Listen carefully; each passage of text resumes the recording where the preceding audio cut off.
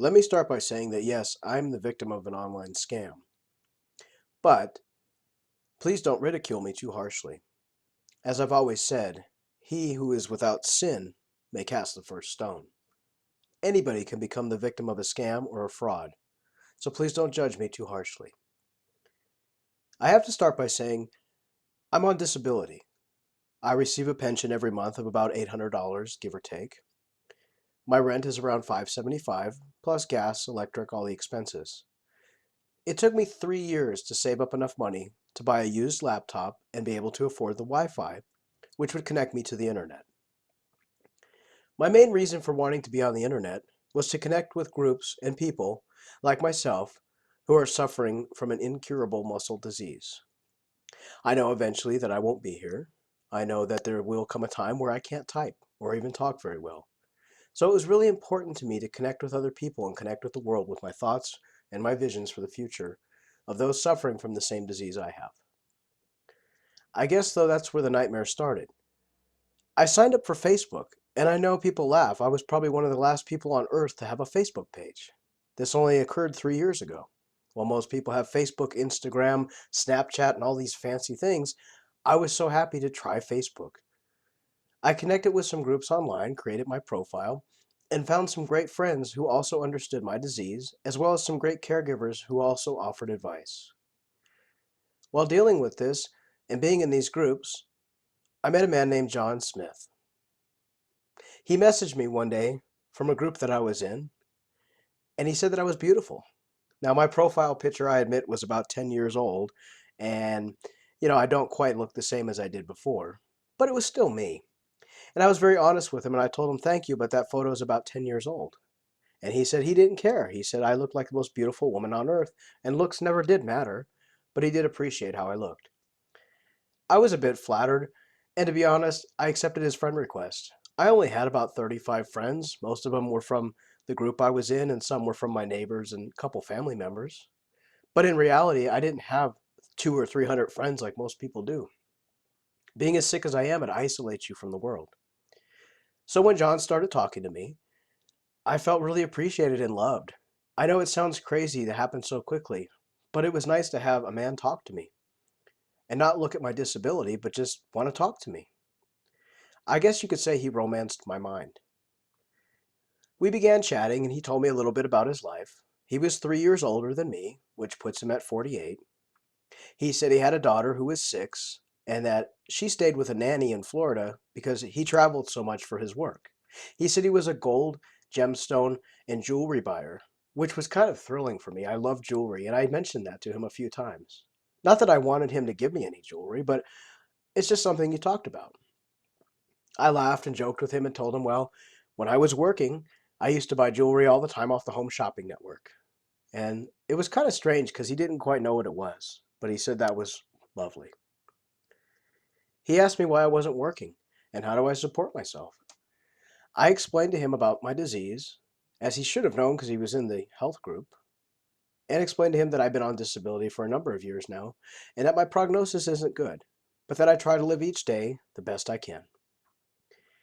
He said he felt sorry for me. He wanted to know, how do I pay my bills? How often do I get paid? And looking back now, I realize he was trying to see when I got my money. But at the time, I thought it was just a man who cared deeply for my well-being. I told him I got paid the third of every month, that I get a check, a disability check from the government, and that I have food stamps that I use, and I get once a month on the 5th to pay for my groceries, which, as I told him, was about $60, and it wasn't much. I explained to him that after I paid my rent, my Wi-Fi, and a couple little bills like the gas and electric, I had about $100 or so to live off of, including my food stamp money. He was a little concerned. He said he felt bad for me. He said that he cared about me and hoped one day he could take care of me. But he also told me he was working over in Ghana at a gold mine and that he wouldn't be home for 3 to 6 months. I told him, no one's ever taken care of me and I don't expect you to, and kind of laughed it off. I asked him, what about his daughter? Does she stay with the nanny the entire time? And he told me yes, but they do email back and forth from time to time. Fast forward a couple weeks, and he was chatting with me almost every night. I admit, since I don't work and I'm disabled, I'm a bit of a night owl. I tend to stay up until 2 or 3 in the morning and then sleep until the mid-morning afternoon. My caregiver usually comes about 12, so it gives me the ability to sleep in if I want. He would chat with me almost every night, and he asked me to download Hangouts, which I had no idea what a Hangout was, and I told him that, and he explained it to me and walked me through step by step how to download Hangouts on my laptop through a Gmail address, which I had to sign up for because I didn't have one. I used my Wi-Fi internet service provider's email. Once he got me all set up, he asked me for the password. He said it would be good because in case I ever got locked out or something happened, he'd be able to get me back in. So stupidly, I gave him my password. I didn't think much of it. I thought he was being helpful. We chatted on Hangouts, which also gave me the ability to do text to speech so I didn't have to type all the time, and I explained that to him. He said that was fine, and we would chat late into the night about our favorite music, movies, food. He would send me links to YouTube videos that had romantic songs that he said reminded me of him, and I reminded them of him. It was all too much. I've never met a man who seen past my disability, seen past the fact that I was in a wheelchair, and that was able to send me romantic songs like Celine Dion and say that it shook his heart to know me. I guess I fell hook, line, and sinker. We talked more and more, and when I asked him how to video chat, he said he wasn't sure because his camera didn't work. And honestly, I didn't really know how to use my camera. I was so new to the internet. I said, "Oh, that's fine, don't worry about it." And honestly, I was probably happy because I didn't look as great as I did in my profile picture, and I guess I wanted to live this fantasy. So we chatted and chatted and chatted. We talked about everything on earth, from politics to religion to family. He said he'd love to have more children, and I told him I'm sorry, I'm unable to do something like that. And he said that was okay. He said maybe we can adopt some children. It was just a fantasy world that he gave me that I really, really needed. Soon, he asked for my address, and I gave it to him. He said he wanted to send me a surprise.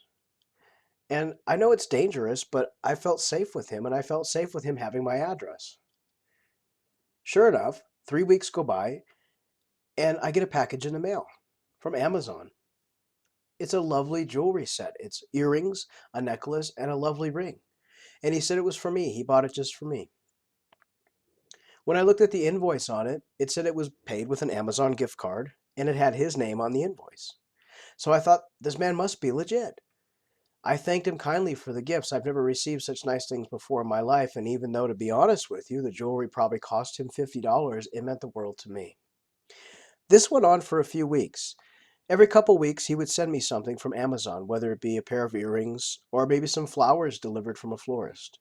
He said he was falling in love with me, and honestly, I was falling in love with him. He said he was working in Ghana at the mine, and one night I didn't hear from him, and we talked every night. This was like a routine. I messaged him, and he didn't respond. Then, the next night, he came on and said that there'd been an accident at the mine, and one of his guys had been killed, and he was seriously injured.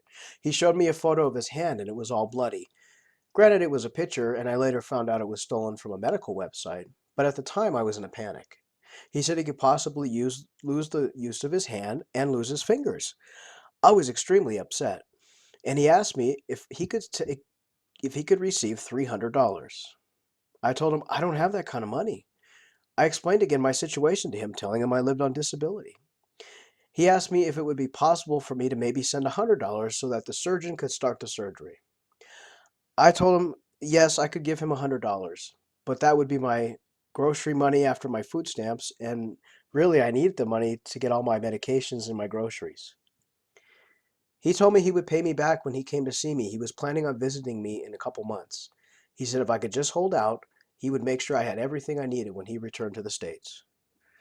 So I stupidly said I would send $100. I told him it would take me a while to get to the Western Union, which is at a market up the street from my house.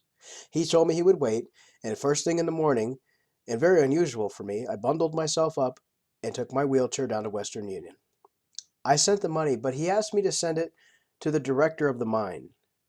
It was a man with a Ghanaian name, and he had the money sent to Accra, Ghana.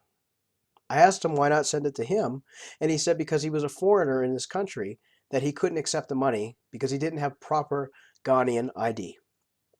So $100 was sent. A day later, he let me know that they started the surgery, but that the surgeon would demand an additional $200 before they could go ahead and finish and take care of him. I was upset. I didn't know what to do. I didn't have $200. $200 to me was like $2,000. I told him, I'm sorry, I don't have that kind of money. He begged me and cried. He said, please do anything you can do. So what did I do? Like an idiot, I found some jewelry that I had owned years ago that was worth a little bit of money. And I told him I could pawn it. And he said, yes, please do. There's nothing else I can do. I'm going to die. He told me he loved me. He told me he was going to come and be with me. So I foolishly went ahead and took the jewelry I had from when I had a better life and before I was sick to the pawn shop. I was able to get $250, and I came back and told him they only gave me $250. That's the best I can do. Instead of him saying I only need $200, he told me, yes, go ahead and send the $250. It'll also pay for my medication. So again, I found myself down at the store, Western Union, sending $250.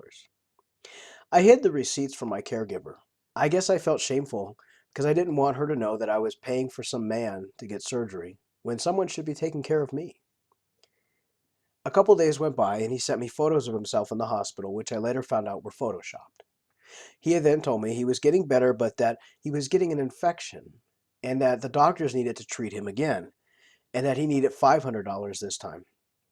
I told him, I'm sorry, $500 to me is like $1,000,000. And he told me, please do anything you can do. And foolishly, he knew that tomorrow was the 3rd.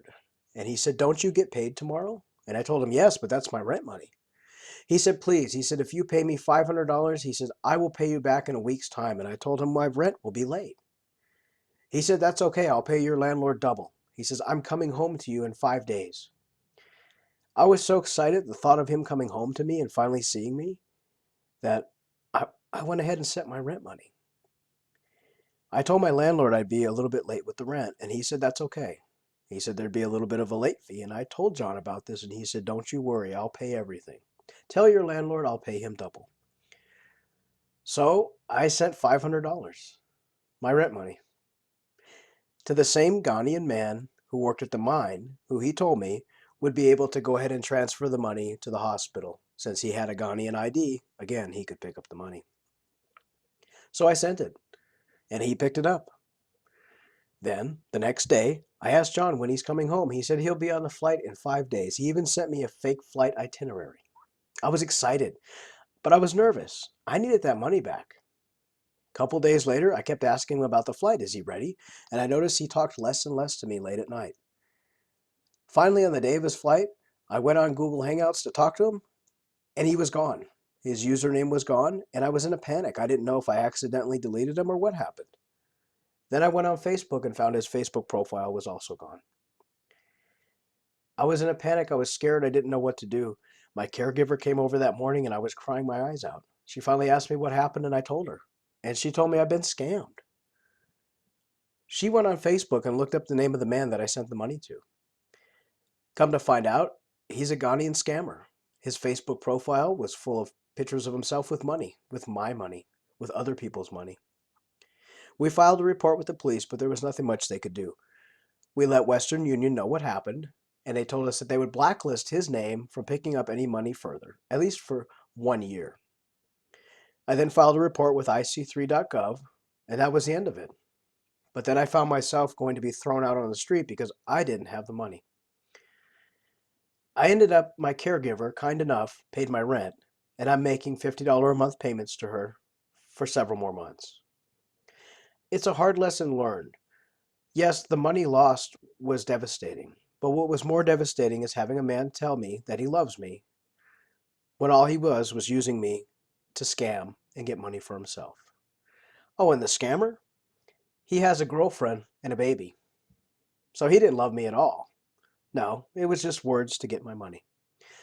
Thank you for letting me tell my story. I hope that you won't judge me too harshly. I'm just a woman in the world who wanted to be loved, and I paid a dear price. Thanks for listening.